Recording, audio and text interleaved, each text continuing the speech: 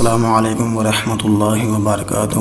جیسا کہ آپ سب کو پتہ ہے کہ ہمارا عربی گرامر کا سبق چل رہا ہے، جس کے اندر ہم نحو پڑھ رہے ہیں، صرف پڑھ رہے ہیں، یعنی یہ گرامر پڑھ رہے ہیں۔ اگر ہم اس کے ساتھ ساتھ ترجمے کی ہمیں پہچان نہ ہوئی تو گرامر کا بھی کچھ فائدہ نہیں ہوگا۔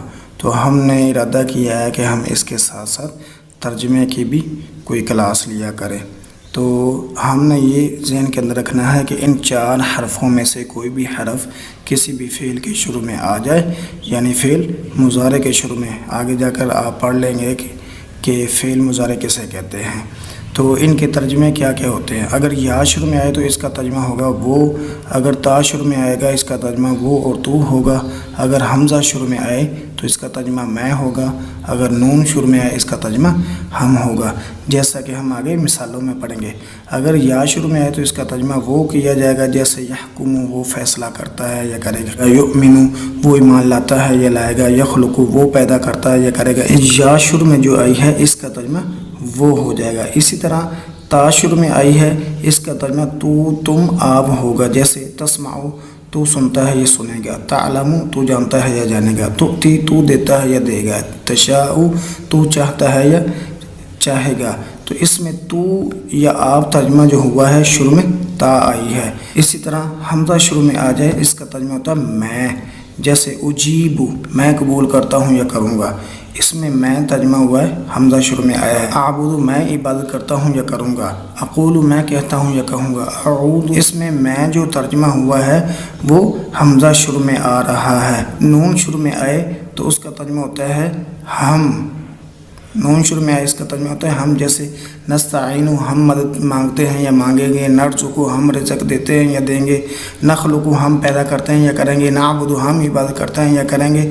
اس میں ہم جو ترجمہ ہو رہا ہے وہ شروع میں نون کا ترجمہ ہے۔ تو آپ نے یہ چاروں چیزیں ذہن کے اندر رکھنی ہیں، یا تا الف نون، اس کو عطین بھی کر سکتے ہیں، الف تا یا نون۔ اس کے ساتھ ساتھ ہماری گردانوں کا بھی سبق ہے، وہ بھی ہم ضرور پڑھیں گے کہ ہمیں پتہ چل جائے کہ اس کے بعد کون سا صیغہ آتا ہے اور کون سا صیغہ ہو اور اس کا ترجمہ کیا ہوتا ہے، یہ بھی ضروری ہے۔ تو یہاں سے ہم شروع کریں گے، تو اس کو پڑھیں گے صرف، ٹھیک ہو گیا، تو صرف پڑھیں گے، صاد پر زبر ہوگی۔ تو آپ نے یہاں تک جو ہے وہ سپیڈ سے یاد کرنا ہے زبانی۔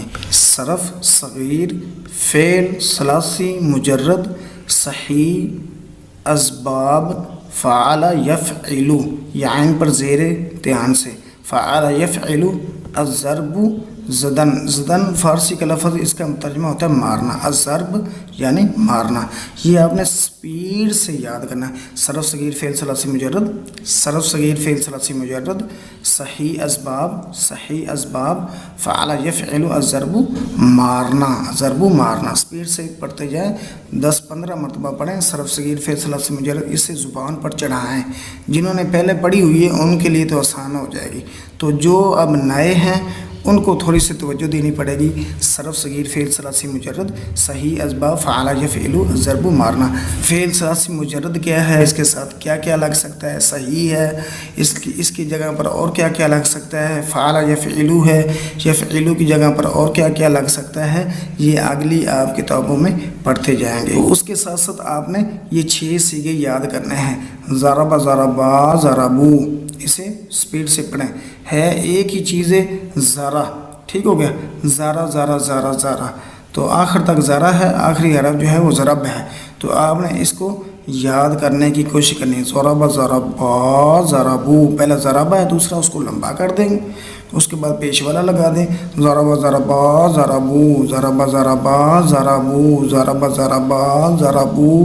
اسی طرح ضربت ضربتا ضربنا، ضربت ضربتا ضربنا، ضربت ضربتا ضربنا۔ یہ سننے کے ساتھ فوری تو یاد نہیں ہوگا، لیکن سننے کے بعد آپ نے 10 منٹ کم از کم اسے یاد کرنے پہ لگانے ہیں۔ اس کو ایسے اس ترتیب کے ساتھ پڑھنا ہے، ضرب ضربا ضربو، ضربت ضربتا ضربنا، اسے زبانی کرنا ہے۔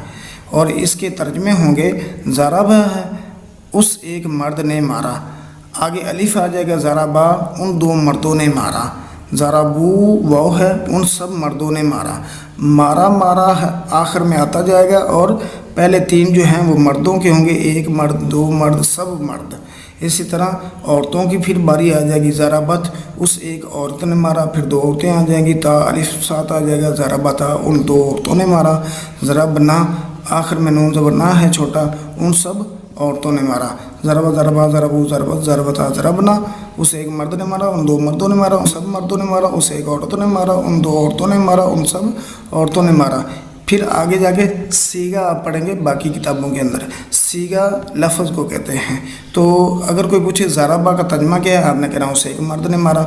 अगर कोई पूछे ज़राबा सीगा कौन सा है, आपने कहना है वाहिद मुज़क्कर गायब, वाहिद मुज़क्कर गायब। वाहिद कैसे है, एक, एक हो गया वाहिद, और मुज़क्कर क्या है, मर्द, मुज़क्कर क्या है, मर्द, उस है तो गायब हो जाएगा, यानी वाहिद मुज़क्कर गायब, एक मर्द जो मौजूद नहीं, यानी उस, यानी तू नहीं तर्जुमा होगा। इसी तरह दो को तस्निया कहते हैं, दो मर्द हैं तो मर्द की जगह पर मुज़क्कर और उसके उनकी जगह पर गायब आ जाएगा, तस्निया मुज़क्कर गायब। सब मर्द हैं, सबको जमा कहेंगे, दो से ज़्यादा जितने होंगे जमा बोले जाएंगे, जमा मुज़क्कर गायब। इसी तरह आपने वही तादाद लगानी है, वह तस्निया जमा और मुज़क्कर की जगह पर मुअन्नस लगा देना, बाकी गायब गायब आखिर तक लगाते जाना है। तो ये आपने सारी गर्दान तर्जुमों और सीगों के साथ इसी नक्शे की तरह याद करना है।